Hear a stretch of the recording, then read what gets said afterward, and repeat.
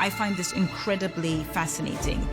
The government has very deliberately and clearly articulated an agenda to prioritize innovation. They're doing much more than that. 我们连续多年国内发明专利申请量超过美国，超过日本。如果说创新是中国发展的新引擎，那么改革就是必不可少的点火器。要采取更加有效的措施，把创新引擎全速发动起来。Xi Jinping era is based on building a different kind of economy, of innovation, moving up the value chain, using new kind of technologies. The key question mark, which the Chinese themselves are focused on, is can they also at the same time engineer deep reforms into China's remaining state and enterprise sector and allow sufficient headroom for its burgeoning private sector to complete that transformation. 我们推进改革的根本目的是要让国家变得更加富强，让社会变得更加公平正义，让人民生活得更加美好。Innovation helps us solve problems that we couldn't solve before, find new solutions, build on knowledge of the past, and come up with great new ideas that we can tackle in new ways. I'm Dr. Jordan Nguyen. I'm interested to find out more about China's drive for innovation. My name is Marianne Hotter. Protecting the environment is perhaps the single biggest issue that's facing our generation. China's making all the right noises about sustainable development. What's really happening on the ground, though? My name is Danny Forster. I've been coming here for the last 10 years, and I have seen China become a critical leader in the global economy. But my question is, can this continue? In this episode, we discover the huge challenges facing Xi Jinping as he grapples with the economy and the environment. Can China really achieve its ambition of becoming a truly modern country by 2049?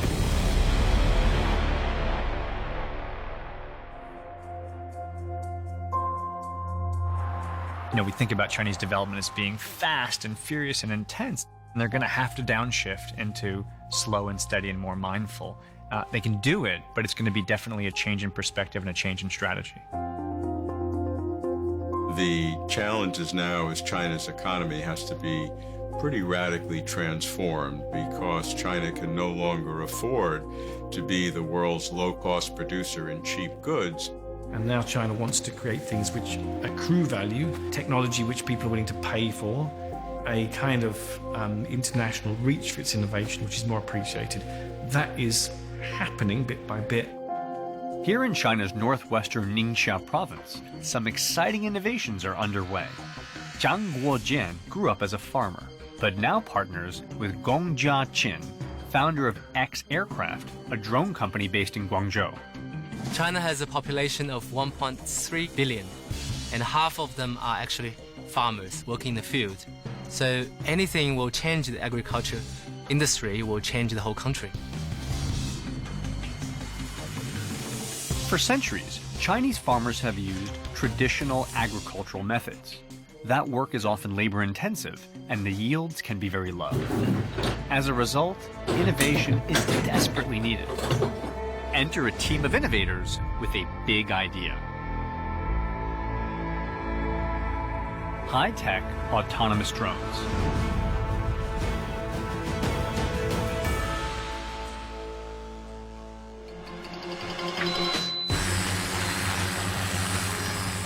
Our purpose of X Aircraft is to bring technologies to farmers which will make their job easier. These drones, specifically designed for agricultural use by X Aircraft, can spray plants 40 times faster than humans. They're made of aeronautics-grade aluminum for durability. And, like industrial robots, they can keep going day and night. 因为你初级的工业化的话，你可以模仿其他国家的技术，或者进口其他国家的技术。但是你要实现可持续的发展的话，自己本身的创新能力要强。You've got to move on to the next stage. The Chinese, they invest for the future. They're turning out very large numbers of people in computer science and so on. Today, co-founder Gong Jiaqin is visiting a farm where a team of drones is treating goji berries.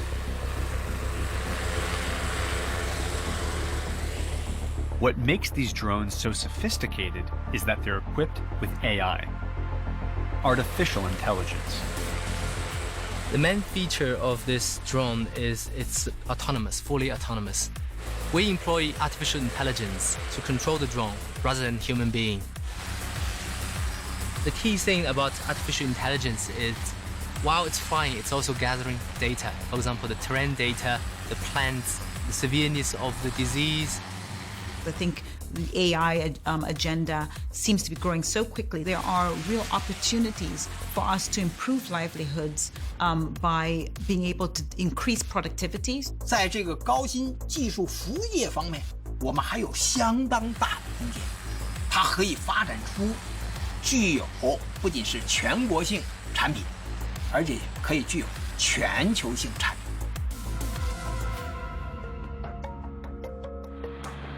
The AI is capable of recognizing different plant types, so the drone can target the correct ones. And what's even more impressive, by using multispectral imaging, the drone can even identify which leaves on the plant need treatment and which don't, which makes the whole technology environmentally friendly. Smart tech like this is essential not just for transforming agriculture, but the Chinese economy overall. I think what's most exciting about being in China right now is the inversion of its place in the world stage. You know, China is not an importer exclusively, they're an exporter, not just of goods, but of ideas. Will they produce the innovation we see in Silicon Valley? Take a while, but given the centrality that this holds within Chinese government policy, don't rule it out. Particularly in science and technology, there's no question of their ability, and they're very confident now. The push for innovation is a central part of Xi Jinping's strategy to reform the Chinese economy. 中国经济呈现出新常态，有几个主要特点：一是从高速增长转为中高速增长；二是经济结构不断优化升级；三是从要素驱动、投资驱动转向创新驱动。 So here's a fact. The biggest producer and designer of electric vehicles in the world is China. And these modern, clean energy buses can be seen all over the country. Many of them are made here in Shanwei.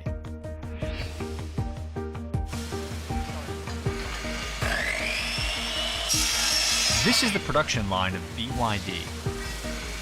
Now the largest manufacturer of electric vehicles in the world. Bus factory manager Yang Wei Zhou. 在50多个国家、200多个城市，都有我们新能源汽车的足迹。BYD started out in 1995 with a low profile, making mobile phone batteries. 我们在03年的话，进入汽车市场的时候，我们的研发成本是投入非常之大的。同时，外界对于我们公司的话也存在着很多的一些质疑。 Innovation is exceedingly important because that's what will drive a new economy. That's what will have new kinds of products and new services that people want and that will be profitable and will upgrade the entire Chinese economy. Back then, switching to designing electric vehicles was thought risky. 我们这边的话还是顶着非常大的压力。燃油车的话到处都是加油站，但是那个充电站的话还是相对比较少，啊。 但是的话，随着这几年的那个电动车市场的蓬勃的发展的话，这些问题也是在逐渐的得到解决。 Electric vehicle output in China is rapidly increasing. In 2012, there were just 12,552 produced, but by 2016, that had shot up to 344,000.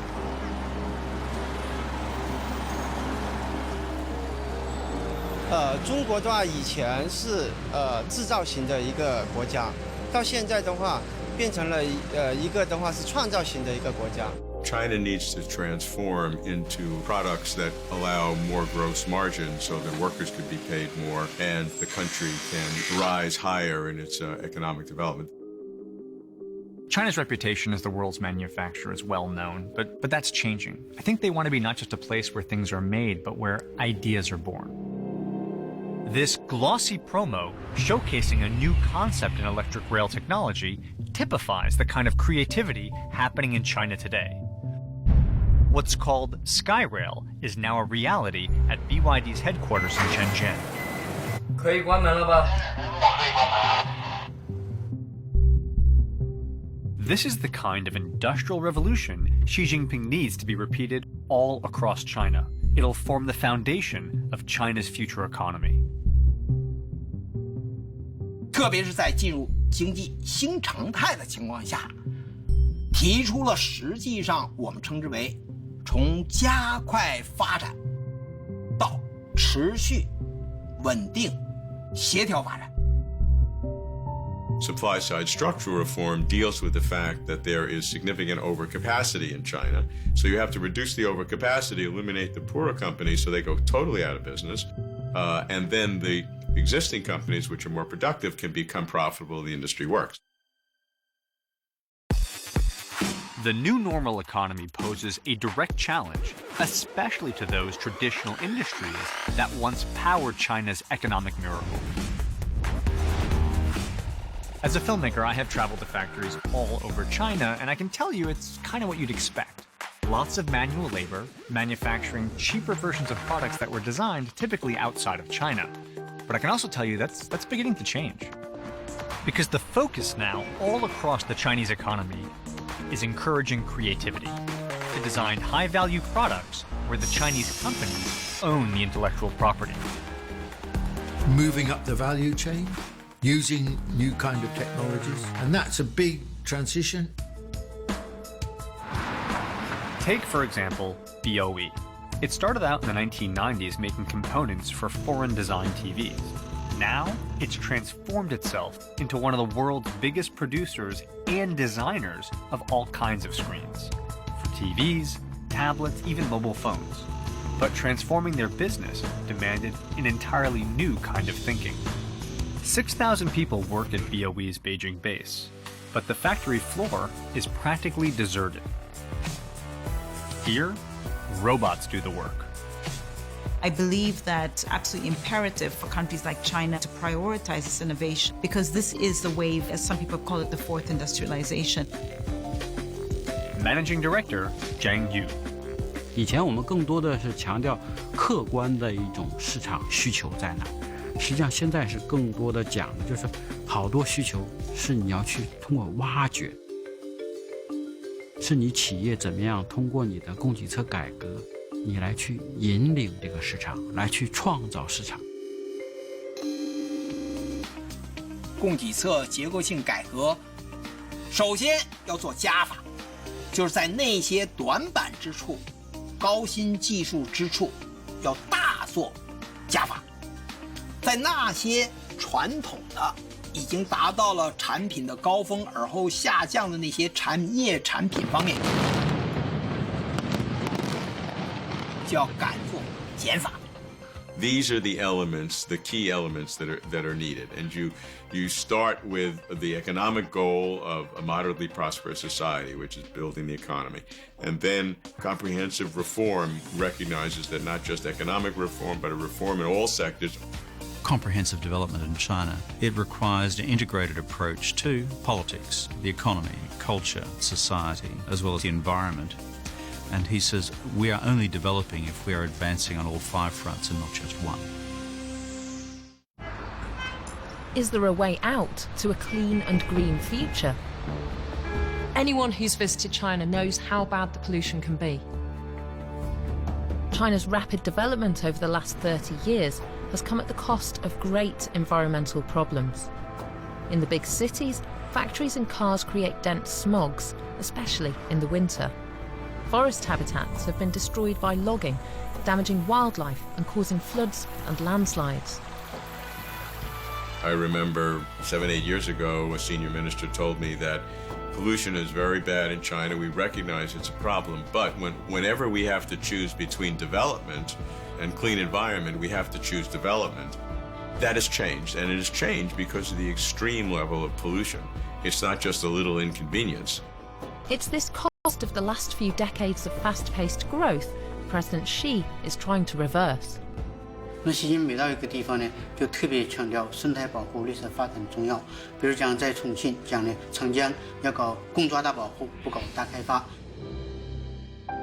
This is the Yangtze, the longest and most famous river in Asia. Around 1/5 of China's population live and work along the river. It's lined with farms and factories. In 2016, President Xi visited the Yangtze River Economic Zone to stress that the further development of the region should not be at the cost of the river.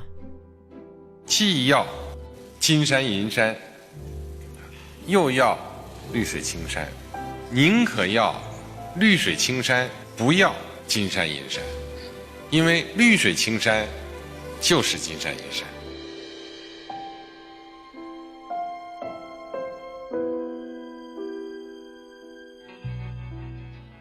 Enter the Hejiang, newly appointed custodians in President Xi's nationwide initiative to protect China's rivers.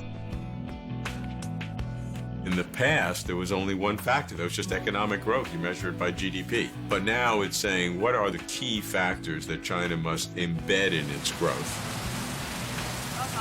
Song Tao and Fu are county officials who have been made Hejiang, heads of the river. It's an environmental protection role. 习近平总书记对这一点是非常重视。当然，他也了解，因为他从他的生涯里面啊，从中国最基层一步一步往上走，他知道老百姓对环保的不好的环境的反应。一个是感情的重要，因为我是出生在河边、生活在河边的人。Each Hejiang has a section of river that they're responsible for. To do their jobs, the Hejiangs must understand how the entire Yangtze River basin works. Thousands of streams and feeder rivers are also a potential pollution risk. Today, the Hejiang are inspecting a factory to check it's not polluting the river. Its product? Pickled vegetables. This factory produces a lot of wastewater which outflows into the river. So the Hejiang inspects their waste treatment plants. They want to be sure that the water has been cleaned and is safe to be released into the river. In the past was, many enterprises would have pollution equipment, but they would know when the inspector was coming. So when the inspector was coming, they turn it on, and it looks like it's okay, and as soon as he leaves, they turn it off. Back then, Xi Jinping was based in Zhejiang province and faced the challenges and contradictions of managing growth. Xi Jinping spent nearly 30 years of his active life as a young man on the coast of China, which are the most open provinces in China. So you could say it was the absolute core period of his life. So I suppose it meant that earlier than most politicians of his generation, he kind of had to get this contradictory idea of being a socialist but also having markets and dealing with entrepreneurial entities. In these heady years, his vision was taking shape. Its true impact would be felt years later. You see when you're responsible for the leadership of a province, the diversity of things that you have to worry about. He was worrying about the economy, he was worrying about the environment, and he was worrying about culture. Some people wonder whether President Xi is just making some of the stuff up. And I know that I heard from him personally 12 years ago some of the same concepts. 老路既行不通又走不远，必须开辟新的发展路径，激发经济潜力，引领经济发展走向更加光明的未来，这是我们的历史责任。The 5 major development concepts, innovation, coordination, green, openness, and sharing, become the guidelines for building the economy in a way that is sustainable and that brings benefit to all. The success of this model along the Yangtze is catching on, and with support from the authorities, local people here are now partners in reviving the river. There are many farms here. This is Zheguo Field. Today, mulberry tree plantations are being cleared. With the fruit already harvested, the leaves are to be used as animal feed. These trees play a role in improving the health of the Yangtze because their strong roots prevent soil runoff downhill. Soil erosion is a big problem in China, but how the soil here is cultivated also impacts on the river. At the mulberry farm, they've recently switched to an organic fertilizer. Unlike the chemicals they previously used, with this, they reduce their risk of damaging the water quality of the river. So changing how people farm is important for the future of the Yangtze and all those who depend on it. So I think this is something that he has worked out for himself and now trying to persuade the whole country to appreciate it. And I think most Chinese people do find the idea a very imaginative one.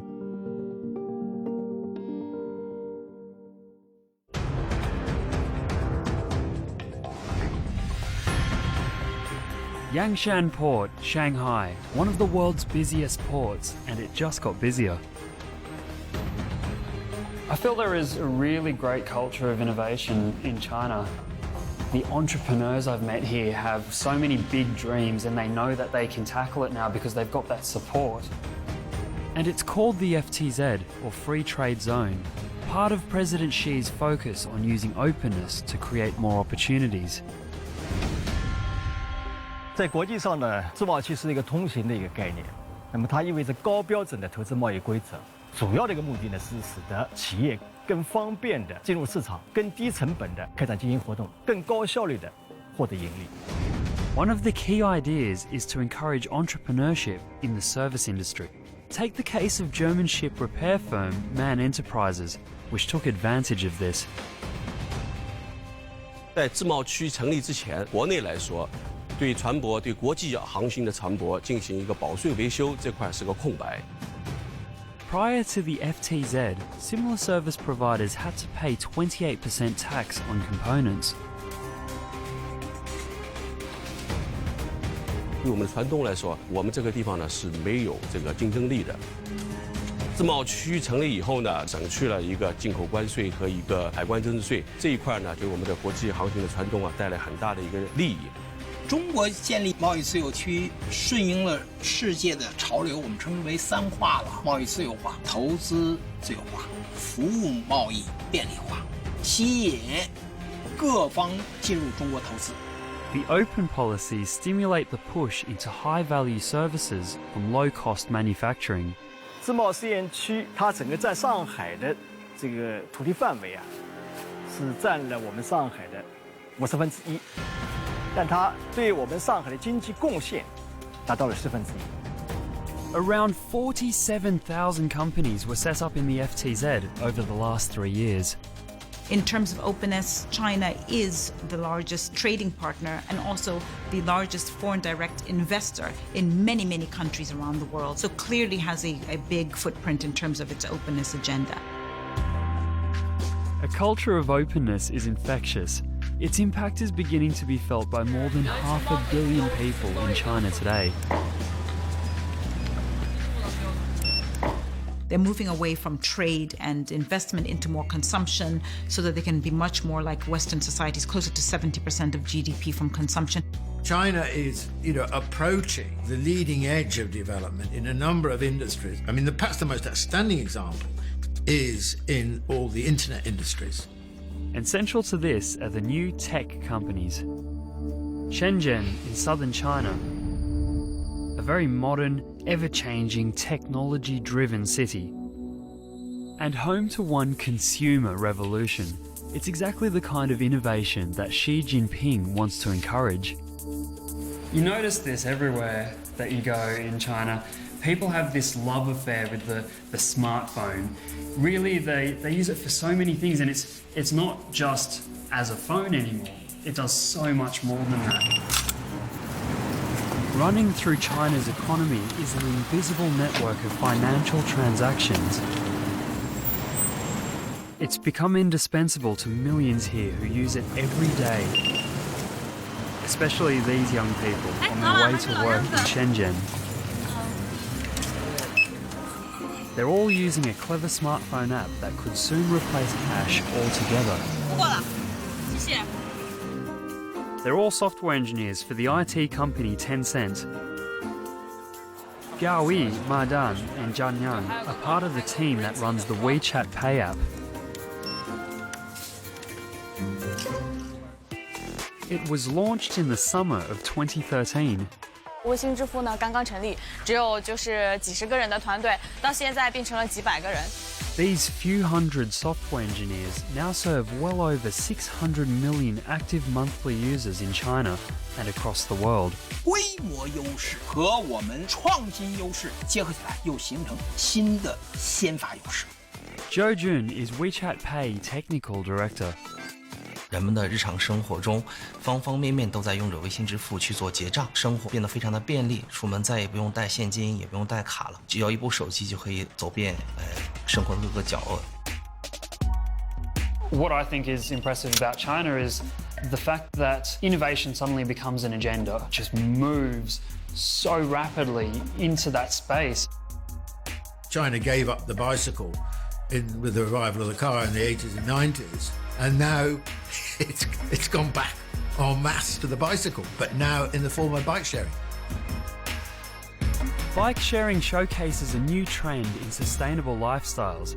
Even urban planners in China's fast-growing cities are using design to solve some challenges. They've made rapid progress in this area. Very dynamic in the space of less than a decade, much less than a decade. You know, they've gone from 47-48% of the economy being in services to 53%. That is a rapid change. Across China, a team led by Professor Yu Kongjian is modelling effective ecological solutions. 我的一个理想，就是要形成一个海绵国土，不光是一个海绵的城市，要回到人跟自然和谐的。 人跟水和谐的这种状态。 It works like this. First, natural wetlands are preserved. Second, concrete floodwalls are replaced with earth terraces cut into the riverbanks and native plants are cultivated. 向农民学习，像农民种地一样梯田。中国的梯田实际上是涵养水源、自流水的一个最好的方法。 The plants and soil act as sponges, absorbing the overflow as the river swells during rainy seasons. This also has the effect of replenishing groundwater sources, allowing the availability of water for other uses. Known as the Sponge City concept, the initiative is being rolled out in 16 cities across China. 这个绿色发展，我们形象的讲，就是对 未来进行生态资本投资，积累生态财富。In order to ensure such sustainable development, China is working on creating a blueprint for smart megacities all across the country. Cities like Beijing have grown exponentially, far too fast for public services like transportation, hospitals, and schools to keep pace with their growing populations. Urban sprawl like this affects not just Beijing, but cities across the entire country. What's the solution? Smart urban planning on a massive scale. 习近平总书记呢，尤其提出“十三五”时间，我们要有5大的新的发展理念：创新、协调、绿色、开放、共享。 I would put it as his favorite is the coordinated integration of all of these. It's called Jingjingji for Beijing, Tianjin, and Ji, which is a name for Hebei province. This is a flagship project. The goal is to regenerate this part of northern China. 在京津冀这个地方，就不协调的问题是比较突出的，就经济发展不协调，然后大城市病，包括环境雾霾等等这个问题呢，在京津冀这个地方呢是比较突出的。 Beijing will remain the political and cultural epicenter. 150 kilometers east, Tianjin will become the shipping and trading hub, while Hebei province to the south will become the national base for logistics. In Tongzhou, in the east of Beijing, a brand new project is under construction. This will become Beijing City's subcenter and will relieve the pressure on the current city center by taking over some of its administrative functions. Master planning a single city is challenging. Now imagine master planning multiple cities simultaneously and doing it all from scratch. That's a really uniquely Chinese problem. Other people in other areas talk about megacity, but the integrated planning of this area is one of the first practical applications of it. Travel southeast from Beijing and surprisingly quickly, you get to the rural counties of Hebei province. The map behind me is the Xiong County map. Here it shows all of our geothermal wells, 44 production well and 24 reinjection well. Geothermal is a new, clean, and stable renewable energy. We use this clean energy to supply space heating for local people. Its energy is extracted at heat exchange stations like this and transferred to a network of pipes that supply people's homes. Though the population of Xiong County is 300,000, we have used the geothermal space heating to cover more than 95% of the county. And that saves coal. In fact, 7,958 tons every year for this station alone. Successful pilot projects like this one at Xiong'an New Area hint at the possibility that Jingjinji could become a model for sustainable urban planning worldwide. Planning and building new megacities as part of an economic zone that looks towards the future. And the key word here is integration. New integrated transport systems ensure that commuters never have to travel more than an hour to work. Boasting 7 runways, this brand new airport will service Tianjin and Hebei and will also complement Beijing's existing international airport. 那么在京津冀的核心这样一个三角形的四星合一、从垂星、重心的地方，你会发现它正好是北京新机场。所以，通过它一个集散功能的国内的交通中心的这么一个功能的发挥的话，它更好的能够服务于京津冀的这样一个区域。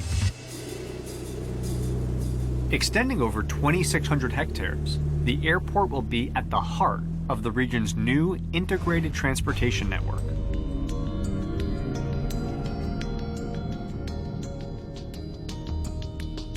北京新机场作为第一个真正意义上的大型综合交通枢纽，它通过对高铁、高速、城铁、地铁等多种交通方式的整合，以和高效的集散，那么能够形成1小时、2小时、3小时的这个交通范围，更好的服务更大范围内的旅客和公众。I think that there are many cities in the world that need to do this, and they'll be watching to see what China does, how it develops it, and as it develops, I think it could be a good model for other places as well.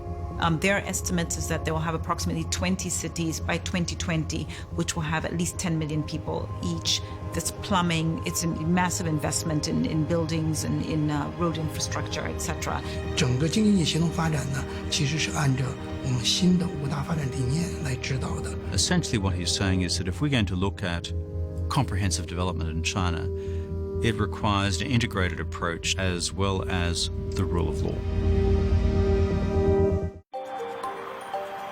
The pace that China has developed over the past couple of decades has brought with it significant challenges. A legal system only works if ordinary working people have real access to justice. In the past, Chinese law has been more vague and more susceptible to the rule of individuals, especially party leaders and at local levels who can intervene whenever they wanted to with the local judges or the local system because those local judges reported to them. 要全面建这个小康社会，我们就必须全面深化改革，不改革没法建这个小康社会。但要全面深化改革，就必须全面依法治国。司法改革是全面推进依法治国的一个重要内容。Fast-tracking trials for minor cases and simplifying paperwork for litigants in civil cases. There's a new emphasis on the law being transparent, with trials, verdicts and punishments all posted online and available for sharing via social media. And for the first time, from 2017, people can bring cases in the public interest, where the environment, natural resources or food and drug safety are at risk. One of the most interesting reforms is circuit courts for trying civil cases. That involves the judges leaving their courthouses and going to the remote, far-flung destinations where the people are. It's a new way to access justice. Judge Rao Zhao Fun and her assistants travelled to conduct a trial in a remote village in Hunan.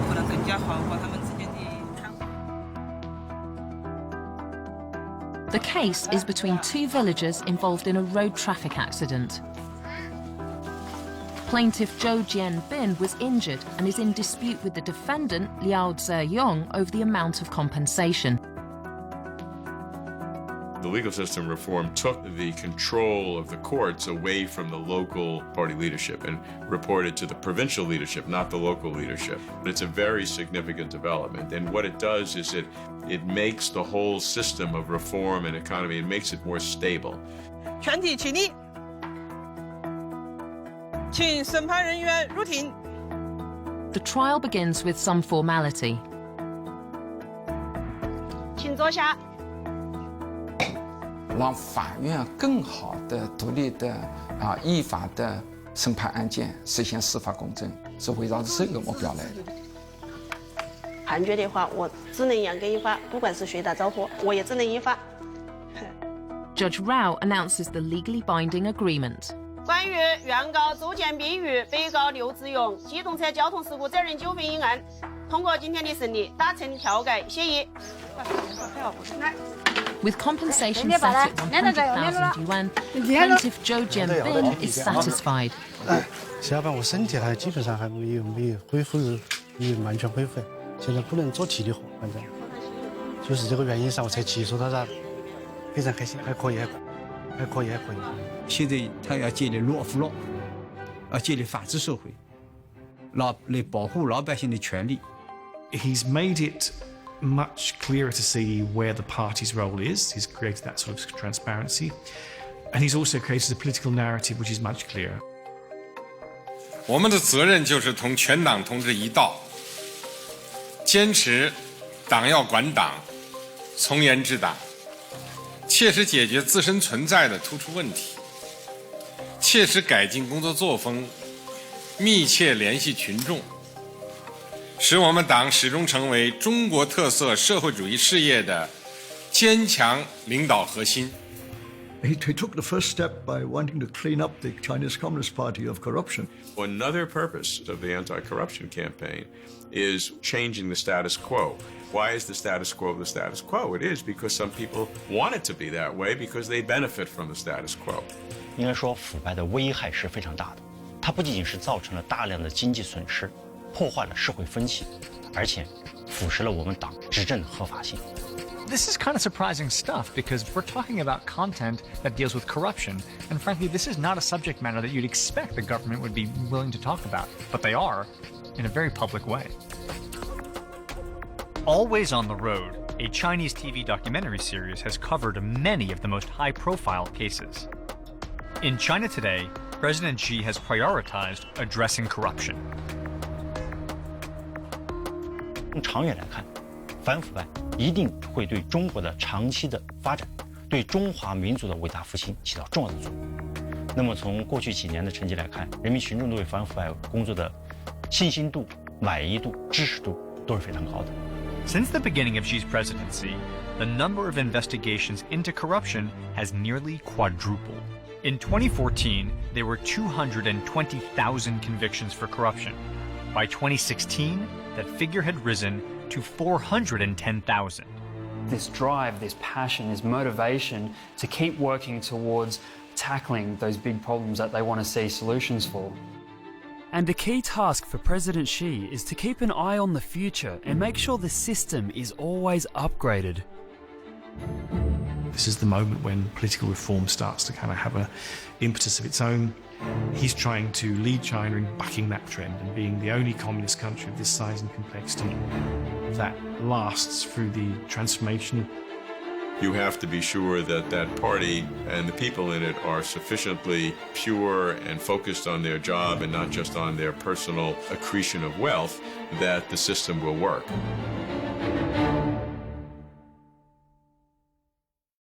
It's very rare for a country to experience such fast-paced growth for so long, and yet incredibly China's last 5 years set a new bar for a new century.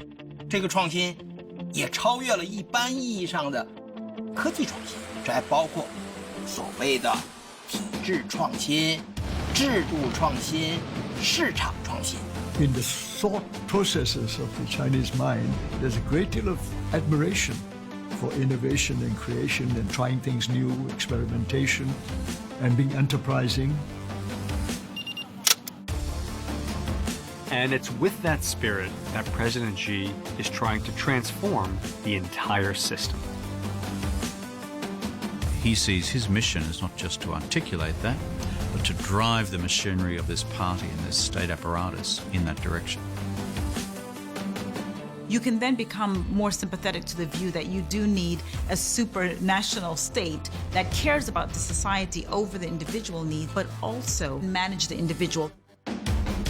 His double centennial visions for China in 2021 and China in 2049, one being a well-off country in 2021 to a country in 2049 on the centenary of the founding of the People's Republic, which is seen as a fully developed country and a respected global great power. It's a bold vision for the future. Stay tuned to what happens next.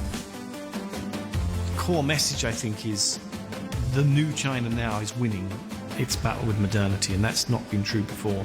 The rich, strong country, it's happening.